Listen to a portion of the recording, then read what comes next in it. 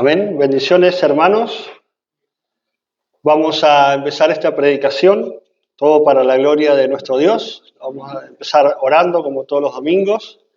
Padre, te damos las gracias por este domingo más que podemos estar presentes para alabar y bendecir tu nombre, Señor, porque eres digno de toda alabanza, por tus cuidados, Señor, por todo lo que tienes para con nosotros, por tu misericordia que se renueva todos los días para con nuestras vidas. Te pedimos, Señor, que por medio de estas predicaciones, por medio de esta palabra que va a ser impartida, podamos transformarnos más a la imagen de tu Hijo Jesucristo. Lo dejo todo en tus manos, en el nombre del Padre, Hijo y Espíritu Santo. Amén. Pueden tomar sus asientos. Esta predicación tiene por título Interpretación Bíblica, con base en 2 de Pedro 1, 20 y 21. ¿Por qué es tan importante tratar el tema de la interpretación bíblica? Porque justamente en la interpretación bíblica no es algo simplemente importante para nosotros como cristianos. Yo diría que es algo vital. Vital quiere decir, es algo que en nuestra vida va a estar en juego, nuestra vida espiritual, en base a la interpretación que nosotros tengamos de la Escritura. Segunda de Pedro 1, versículos 20 y 21, dice así: entendiendo primero esto, que ninguna profecía de la Escritura es de interpretación privada, porque nunca la profecía fue traída por voluntad humana, sino que los santos hombres de Dios hablaron siendo inspirados por el Espíritu Santo. Este versículo es clave entenderlo. O sea, nosotros si conocemos de la Escritura, lo vamos a saber entender, lo vamos a saber interpretar, pero aún el que no conozca tiene que aprender a leer y a prestar atención no a lo que un hombre dice. Yo no pido que me crean lo que yo estoy hablando ni lo que yo estoy diciendo. Yo estoy solamente exhortando y pidiendo que le crean a Dios lo que Dios dice. ¿Y qué es lo que Dios dice?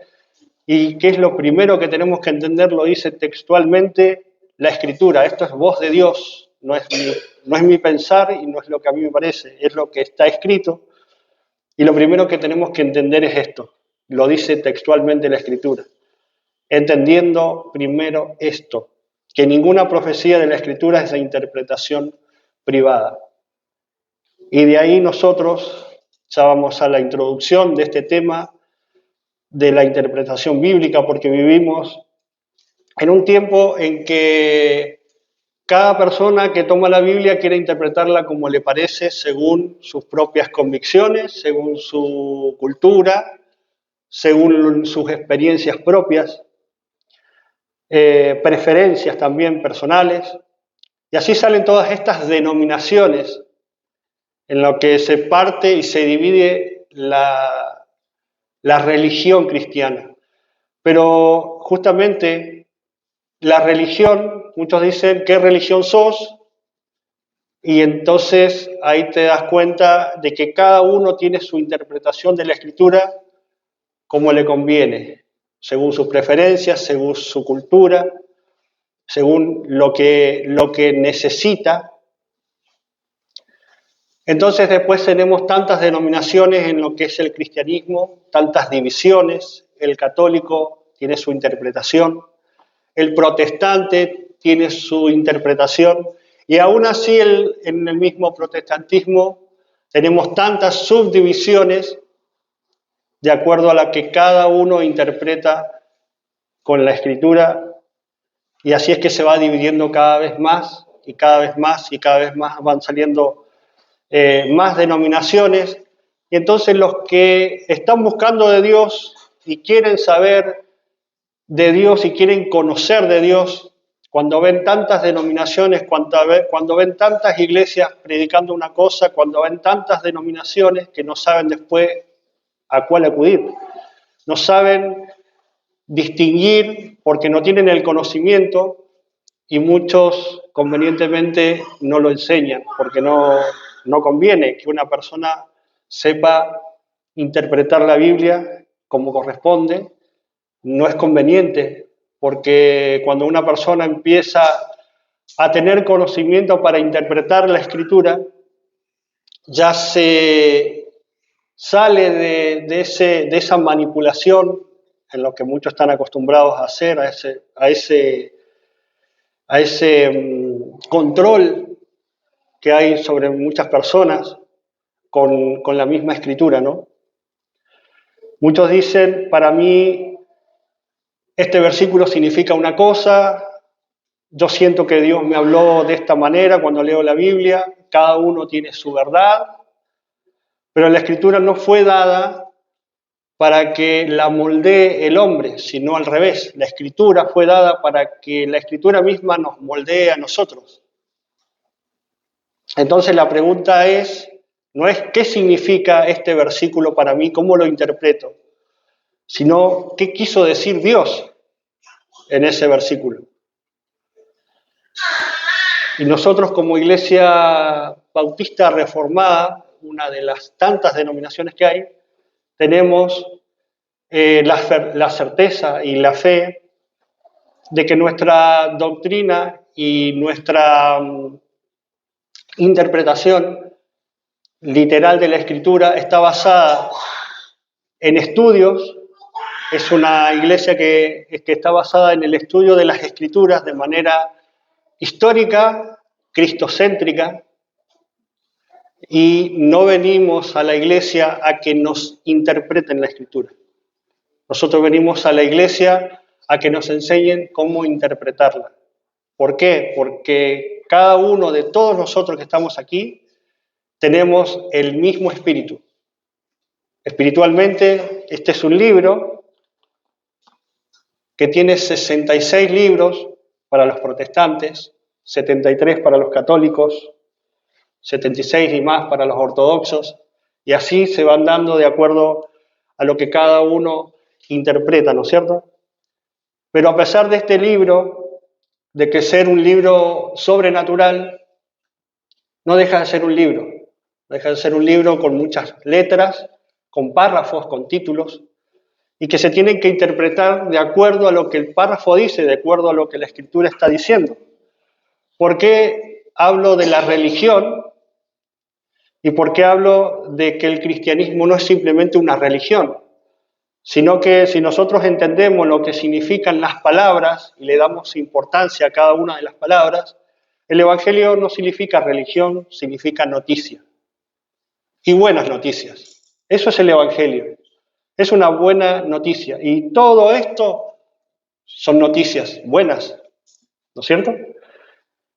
Y entonces, ¿cómo yo interpreto esa buena noticia? Es como un diario. Si yo agarro un diario y leo en el diario Río Negro, en Argentina murieron 30 personas por COVID. Ejemplo, ¿no? Y yo eso lo leo y leo que en Argentina murieron 30 personas, eso lo dice el texto así. Ahora, ¿qué pasa si yo no le enseño a otra persona que no leyó eso? Se lo enseño y le digo, ¿sabes qué? Murieron un montón de gente allá en Argentina. Y empiezo a tergiversar lo que está escrito. La otra persona, ¿qué es lo que va a entender y qué es lo que va a empezar a repartir? Que en Argentina murieron muchas personas. ¿Cuántas son muchas personas? Son 30. Ah, pero 30. Pero eso no es mucho. Entonces, para unos va a ser mucho, para otros va a ser poco, pero ¿qué es lo que realmente se tiene que interpretar? 30. Ese es el número. ¿Y qué es lo que te dice la interpretación? ¿Cuál es la interpretación correcta? No es ni mucho ni poco, ni es lo que a mí me parece, sino es lo que está escrito. ¿Son 30? Son 30, no es ni más ni menos. Con la escritura es exactamente lo mismo. Yo no puedo interpretar lo que a mí me parece, si es más o menos, de acuerdo a lo que yo viví o de acuerdo a lo que yo creo que es así. Es lo que está escrito. El contexto de Segunda de Pedro, la carta, porque siempre que hablamos de un versículo, siempre que tenemos que entender el contexto de lo que se está hablando.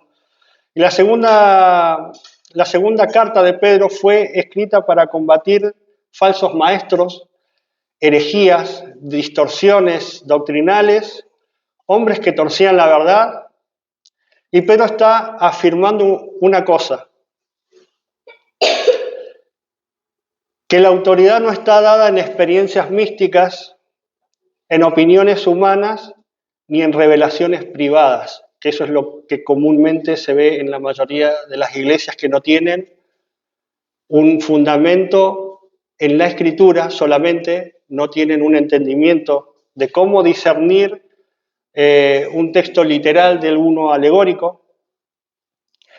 Y Pedro dice que la escritura, el explicar y el interpretar la escritura no está dada por la interpretación de la persona, ni por algo místico, ni por la capacidad intelectual que tenga la persona. Antes de este pasaje dice Pedro que habló de haber visto la gloria de Cristo en la transfiguración, segunda de Pedro 1, 16 y 18. Vamos a ver qué dice segunda de Pedro 1, 16.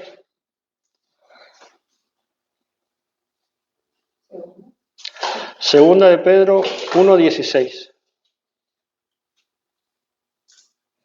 Si nuestro hermano nos... Ahí está. Porque no os hemos dado a conocer el poder y la venida del Señor Jesucristo siguiendo fábulas artificiosas, sino como habiendo visto que con nuestros propios ojos su majestad. Entonces estas personas estaban hablando algo que vieron, no estaban diciendo algo que les llegó como del cielo así místico. Todo lo que ellos estaban predicando, todo lo que ellos estaban hablando, vino de Dios, pero la escritura es más segura que una experiencia personal. Yo no puedo interpretar la escritura bajo mis preferencias, bajo lo que yo viví, porque siempre voy a estar sujeto a lo que es la persona. La interpretación bíblica tiene límites divinos y ahí es donde muchos entienden o mal entienden que como es palabra de Dios, Dios no tiene límites. Y es así, justamente no es un Dios limitado. Dios no tiene límites, pero nosotros sí. Nosotros somos seres humanos, nosotros no tenemos que limitar a que cuando exhortamos a otra persona, le estamos exhortando a un ser humano, no le estamos exhortando a Dios. Dios no necesita exhortación, nosotros sí. Y nosotros tenemos que limitarnos a lo que la Escritura solamente dice. Esa es una limitación que la Escritura tiene y nosotros tenemos que respetarla, porque Dios mismo puso esa limitación. Y acá está el texto que dice que ninguna profecía de la Escritura es de interpretación privada. Eso es un límite. Y no quiere decir que nosotros no podamos leer de manera privada la Escritura ni interpretarla de manera privada, lo que significa, lo que Pedro está condenando es que está condenando las interpretaciones caprichosas, lo que yo quiero que diga la Escritura. El subjetivismo espiritual, la manipulación del texto y torcer la Escritura para justificar pecados y doctrinas humanas o dogmas humanos, hacer esto, hacer aquello, hincarse, pararse, levantar las manos, que no está mal, pero atribuirle a eso salvación o atribuirle poder, ya eso no es lo que Dios quería enseñar. El principio reformado que se enseña en esta denominación, en esta iglesia, y en todas las iglesias de sana doctrina. En todas las iglesias de sana doctrina van a tener este mismo principio que nos une a todos como cristianos. Y es la escritura interpretada con la misma escritura. Por eso es que no necesita interpretación privada la escritura. La escritura se explica y se interpreta con la misma escritura. Los reformadores enseñaron Scriptura sui incius interpres, que significa la Biblia es su propio intérprete. Listo, eso es, nosotros como Iglesia Reformada no tenemos una idolatría por los reformadores. No seguimos ni a Calvino ni a Martín Lutero. Aprendemos de ellos, sí, los imitamos, sí, porque ellos han guardado desde años la verdad. Han guardado que la interpretación del texto siempre sea fiel a lo que la Escritura dice. Eso es lo que han guardado siempre los reformadores. Por eso es que nació la Reforma Protestante, justamente por guardar esa interpretación como Dios quería que fuera.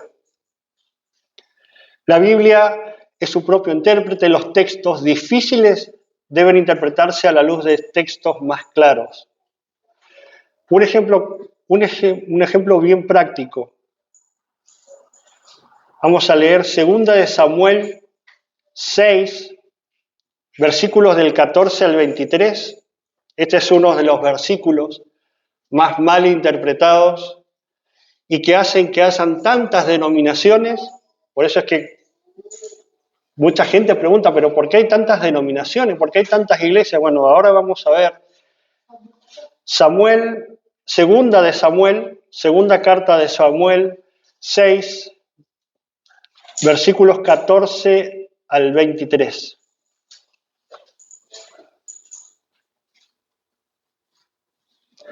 Segunda de Samuel, versículos del 14 al 23.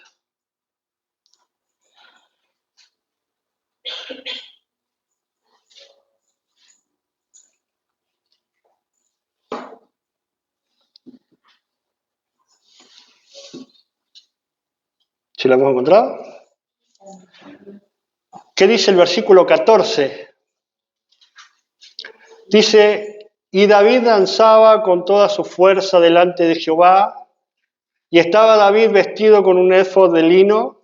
Así David y toda la casa de Israel conducían el arca de Jehová con júbilo y sonido de trompeta. Este es uno de los versículos en los que se basan muchas iglesias y denominaciones para danzar en la iglesia. Ahora, ¿por qué? ¿Por qué se interpreta la Biblia de esa manera? Porque es un método de interpretación literal. Si yo interpreto algo histórico como literal, yo no puedo lo histórico volverlo a este tiempo porque no es correcto. Estoy haciendo lo que se conoce como una eisegesis del texto y lo que va a traer eso es un error, siempre, porque los tiempos cambian. Yo no puedo con este versículo decir que, bueno, yo danzo porque David danzaba.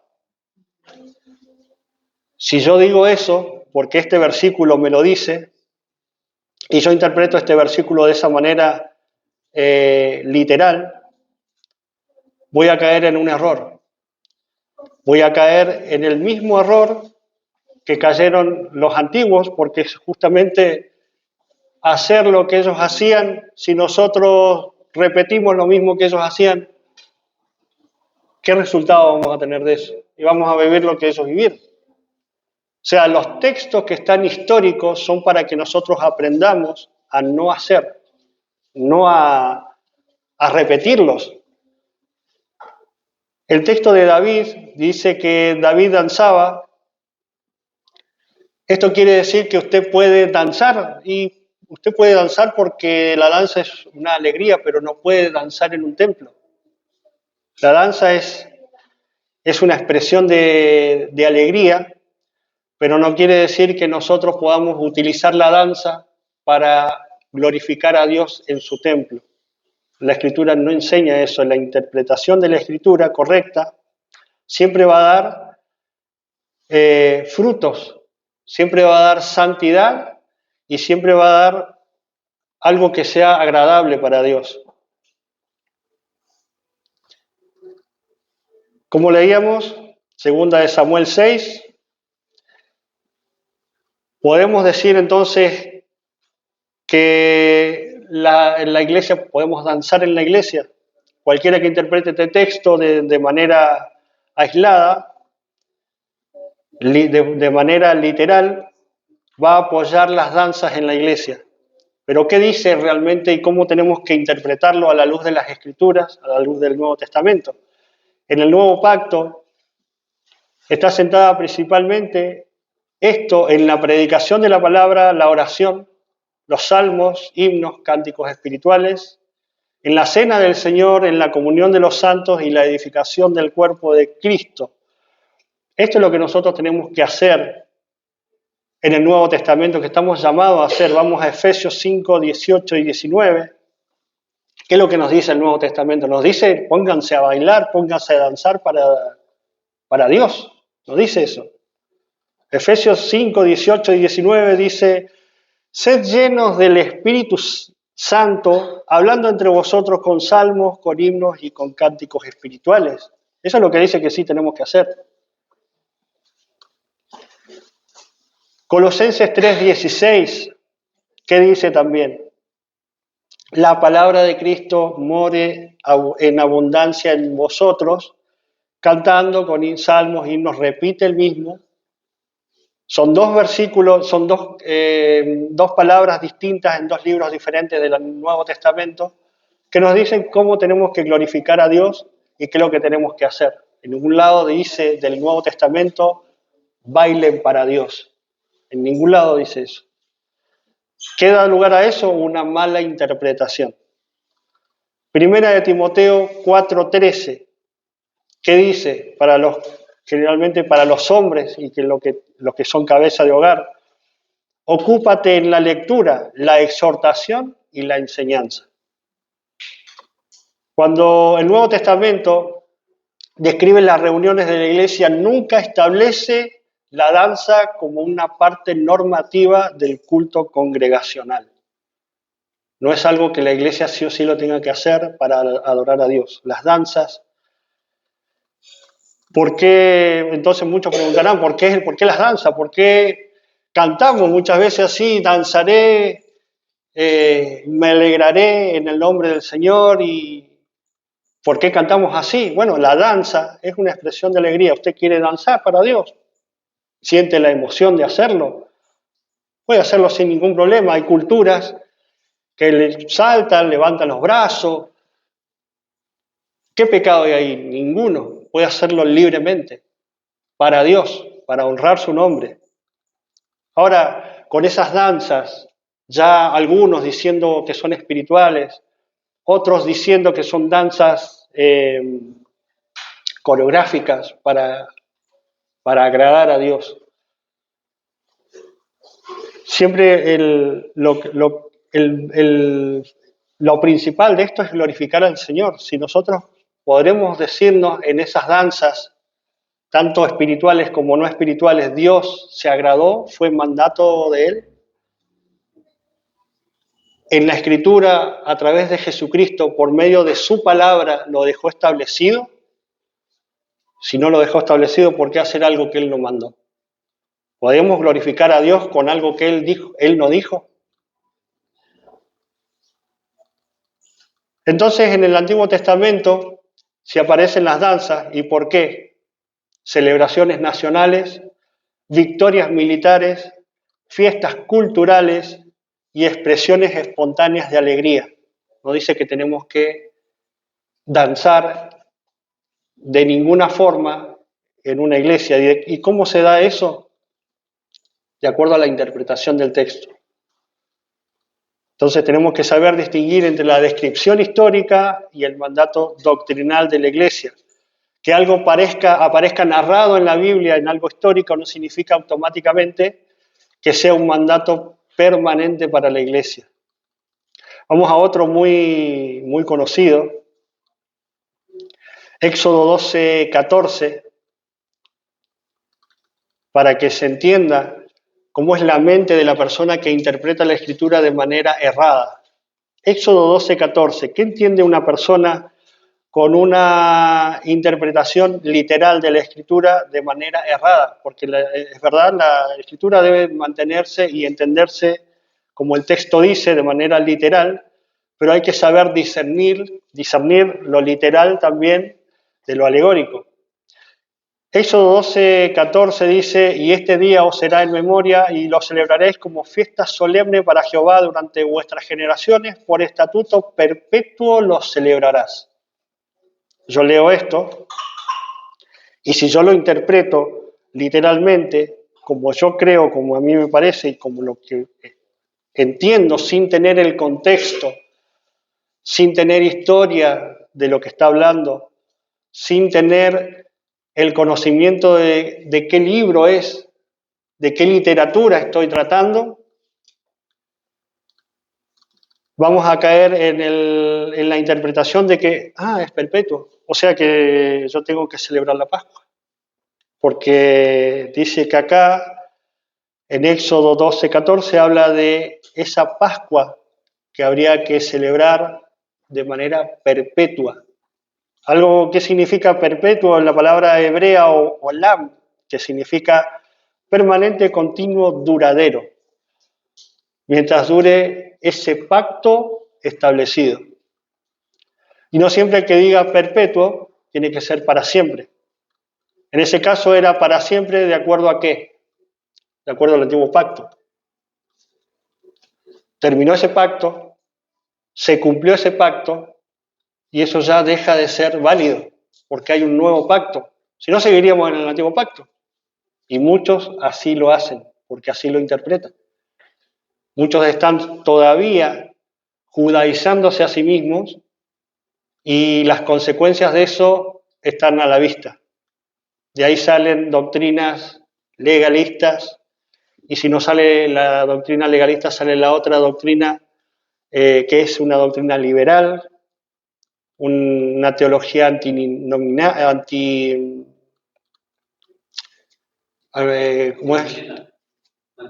Antinominiana, perdón. Ese es el término teológico, el antinomianismo, para decirlo de manera clara, persona que es atraída por las cosas del mundo.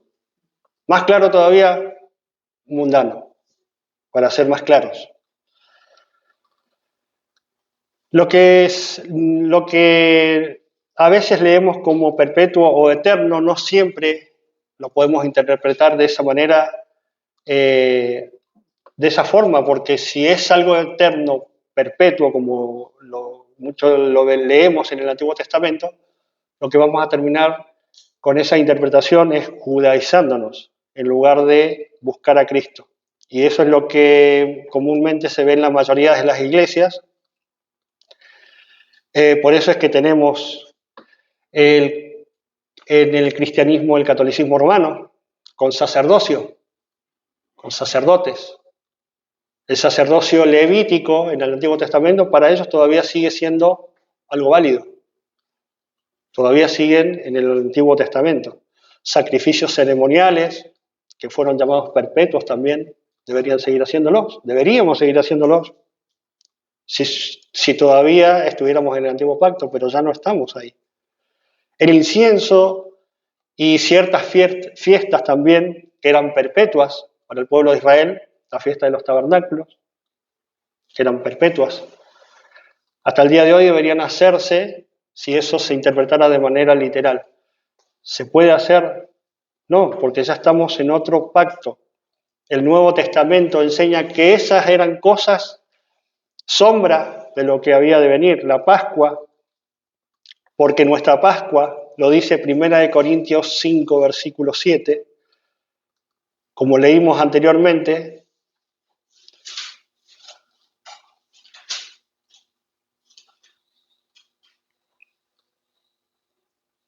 que la Pascua era un estatuto perpetuo en Éxodo 12:14, después tenemos en el Nuevo Pacto 1 Corintios 5:7, porque nuestra Pascua, que es Cristo, ya fue sacrificada por nosotros. Es claro, yo si interpreto este texto, ya cancela el anterior.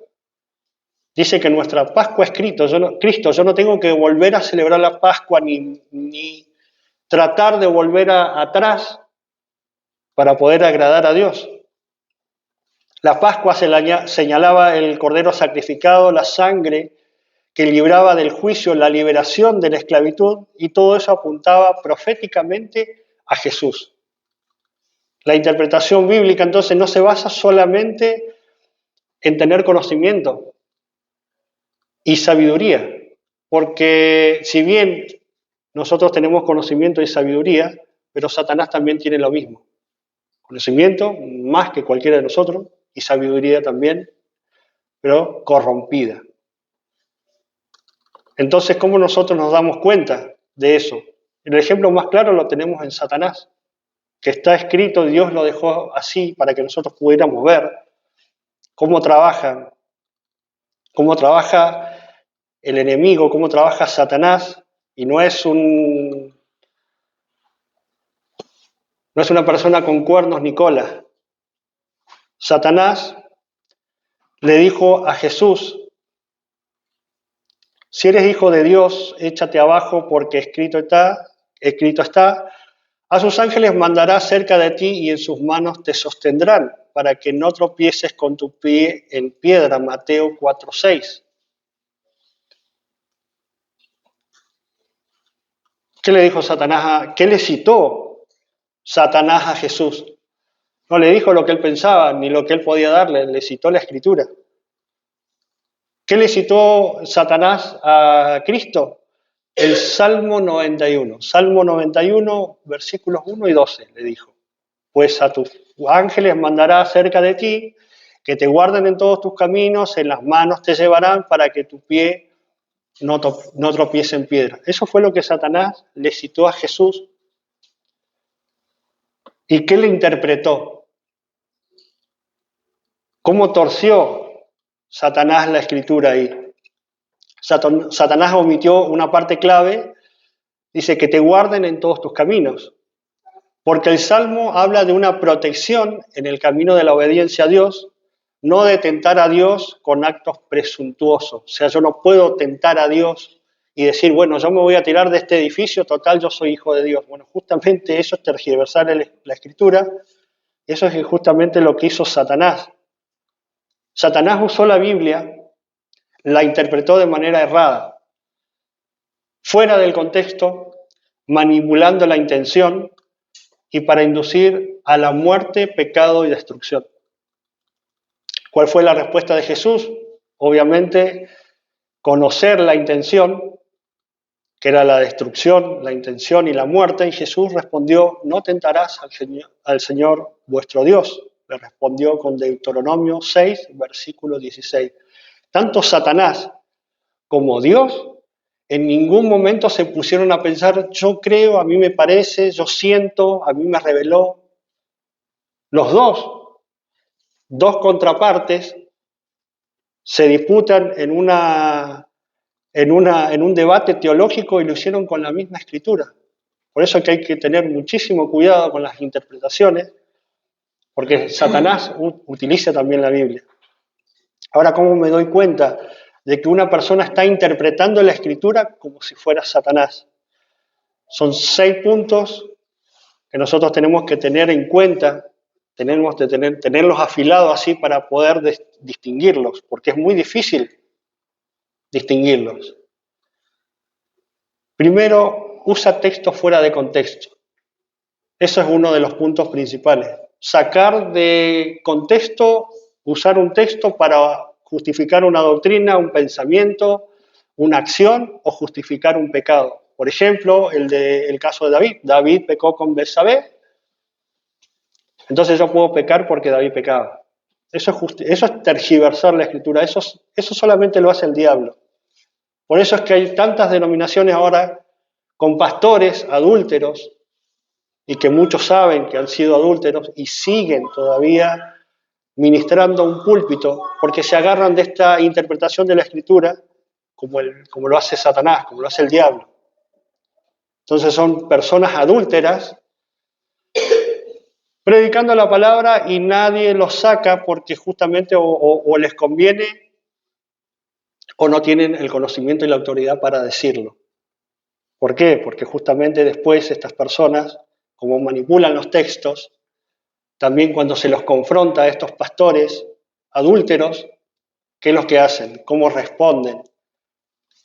No te metas con el ungido, porque no te metas con el que Dios preparó. O sea, creen que literalmente son David o literalmente son Jesús. Entonces, eso es lo que hace uno de los puntos más terribles de la interpretación de la Escritura, cómo actúa Satanás. Saca de contexto un texto, eso es lo que lo caracteriza, y el centro termina siendo el hombre y no Cristo. Las personas cuando predican, en lugar de mostrar a Cristo que es el Salvador, que es el que te da poder, que es el que te da la fuerza necesaria, no para llevarte una vida mejor, sino para llevarte una vida a Él, consagrada a Él, para darle gloria a Él. Entonces Cristo ya deja de ser el mensaje y pasan a ser ellos. Mírenme a mí, miren lo que yo hice, miren lo que Dios me dio, miren lo que Dios me entregó, miren lo que Dios me reveló. Eso son características de un mensajero de Satanás, que también usa la Biblia. Otro punto, usa la Biblia para controlar a las personas. Es un control mental, por eso es que muchas veces algunas veces dicen, no, pero a vos te lavaron la cabeza. Y justamente sí. ¿Por qué? Porque cuando interpretan mal un texto, les dicen a las personas, apártense de su familia, porque tienen que adorar primero a Dios, y la familia tiene que estar de lado. No, eso es un error de interpretación. Entonces, cuando las personas que no conocen de Cristo ven esas actitudes, ven eso y creen que eso es el Evangelio, no siéndolo, sino que son las interpretaciones de un mensajero de Satanás. Cuarto punto, evita el contexto completo de la Biblia. ¿Por qué evita el contexto? Porque en el contexto te da la idea general de lo que quería decir el autor del que escribió el libro. ¿Por qué evita el contexto? Porque el contexto te aclara todo el texto. Produce dependencia del líder y no de Cristo. Generalmente cuando una persona predica, trae la audiencia a su persona en lugar de que la persona vaya a Cristo. Entonces, por eso es que después generan personas dependientes de un pastor, personas dependientes de un predicador. Por eso es que después van a la iglesia para que les oren, para que los unjan, para que les impongan sus manos. Dependen completamente de una persona y no de Cristo. Y el último punto, hay contradicción entre enseñanza y vida. Lo que enseñan, después no lo viven. Y eso es lo que generalmente pasa en la mayoría. Y eso es por eso es que literalmente la iglesia está pasando y está sufriendo esta corrupción por mano de los ministros que están interpretando la Escritura, que la interpretan de una manera y después su vida no coincide con lo que supuestamente están enseñando. Dicen hablar de amor y de fidelidad y son corruptos y son idólatras y sobre todo adúlteros. Ese es lo más que se ve en las iglesias que no tienen una correcta interpretación de la Escritura. Justamente por ese motivo no la tienen, porque no es conveniente que la tengan, porque si la tuvieran no permanecieran, no pueden. ¿Por qué es importante tener una buena interpretación bíblica? Porque la interpretación correcta produce una obediencia correcta. No podemos obedecer correctamente algo si lo entendimos mal. Y muchos errores prácticos nacen de errores doctrinales. De ahí sale el fanatismo, el legalismo, el libertinaje, el orgullo espiritual y el abuso de autoridad. Cuando yo no entiendo de cómo interpretar bien un texto, voy a volver un fanático religioso, voy a ser como aquellos que primero en la iglesia y después Dios, y después tienen un mal testimonio fuera de la iglesia. El legalismo también, Si nosotros interpretamos la Biblia, literalmente vamos a estar juzgando siempre a las otras personas cómo se visten, qué es lo que hacen, cómo viven. Y si no, el otro extremo, vamos a interpretar la Biblia mal y vamos a caer en el libertinaje o el antinomianismo, como estábamos mencionando, y vale todo. En nombre de Dios, mientras creas en el Señor Jesucristo, podés estar en un boliche bailable, irte de joda, tomar, beber, fumar, total, Cristo te salvó, vale todo, ¿no? Eso es libertinaje. Orgullo espiritual, cuando entendemos la Escritura y creemos que ya entendimos todo y no recibimos consejo de nadie. Y abuso de autoridad, cuando ya creemos que por conocer tenemos autoridad sobre ciertas personas que conocen menos. Y eso justamente es un error de interpretación gravísimo, porque nosotros no venimos a que nos interpreten la Biblia esperando a escuchar a una persona con un entendimiento sublime, ni tratando de buscar a alguien que nos interprete la Escritura, que eso es lo que muchos predicadores y muchas personas creen que tienen y hacen con los demás, para que los busquen, para que ellos mismos se ensanchen y digan a voces, el Señor me reveló esto para ti, para ti, para ti, para ti. Nosotros tenemos que buscar una buena interpretación para vivir una vida santa, para vivir una vida como Dios quiere que nosotros vivamos. ¿Por qué tenemos que tener esta buena interpretación? Porque glorifica a Dios. Interpretar bien la Escritura es un acto de reverencia y significa no quiero decir al texto lo que yo deseo, sino que quiero someterme a lo que Dios dijo. Y acá vamos a terminar concluyendo. Si Dios quiere que interpretemos su palabra, ¿cómo quiere que le interpretemos su palabra? Con reverencia, en contexto, guiados por el Espíritu Santo, que ser guiado por el Espíritu Santo es ser guiado por la Escritura. Centrados en Cristo, porque esto habla desde el Génesis al Apocalipsis, no habla de nosotros, no habla del pastor, no habla solamente de Cristo.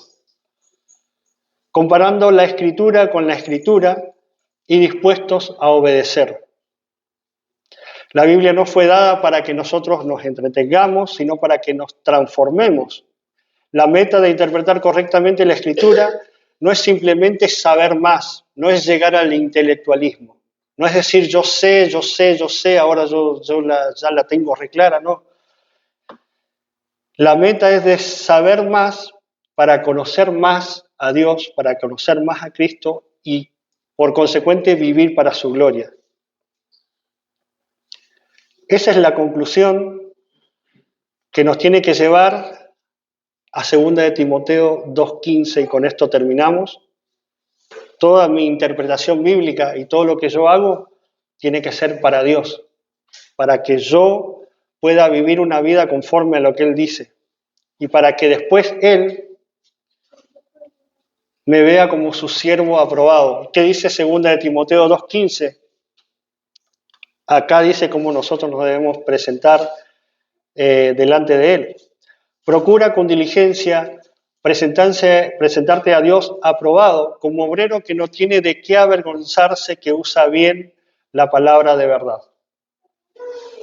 Entonces, en toda mi interpretación, yo lo que tengo que lograr es esto, ser un siervo aprobado, que saber usar la palabra de verdad, saber usarla bien, y cuando nosotros sabemos usar la palabra para bien, tener una buena interpretación, vamos a glorificar a Dios y va a haber vida en nosotros y vamos a impartir vida a los demás.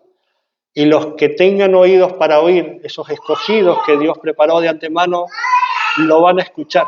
Van a escuchar porque usted va a estar interpretando la Escritura como Dios quiere. Y solamente eso lo van a escuchar los que aman la verdad. Hasta aquí ha sido esta palabra. Que el Señor nos guarde, nos ayude a poder ser valientes, ¿no? Porque esto de interpretar la Escritura correctamente nos va a traer gozo y paz pero también muchas veces vamos a tener que ser valientes porque vamos a recibir muchas cosas negativas de alguien que justamente no quiere la verdad. Así que vamos a orar para dar gracias a Dios por toda esta enseñanza. Padre, gracias te damos porque estamos en una congregación, Señor, que ama tu verdad, que ama tu palabra, y nos podemos dar cuenta porque tu Espíritu, Señor, habla a nuestro espíritu de que somos hijos de Dios, de que somos esos escogidos. Por tu buena voluntad, por tu gracia, Señor, te damos las gracias porque nos has abierto el entendimiento para comprender las Escrituras y para guardar lo que tú has dicho, Señor, y por lo que tú has revelado a través de solamente tu palabra. Gracias te damos, Señor, por todas las personas que has puesto en nuestro camino, que nos enseñan y nos han dado las herramientas para poder interpretar tu palabra correctamente, sin depender del ser humano que está corrompido desde la creación del mundo, Señor, y que nada bueno podemos sacar del ser humano sin ti, Señor. Por eso confiamos plenamente en que todas las interpretaciones que hemos aprendido, las hemos aprendido porque tú nos has dado las herramientas, Señor, para poder interpretarlas correctamente y así vivir para tu gloria, haciendo tu voluntad. Te damos las gracias, Señor, y dejamos y terminamos esta predicación en el nombre del Padre, Hijo y Espíritu Santo. Amén.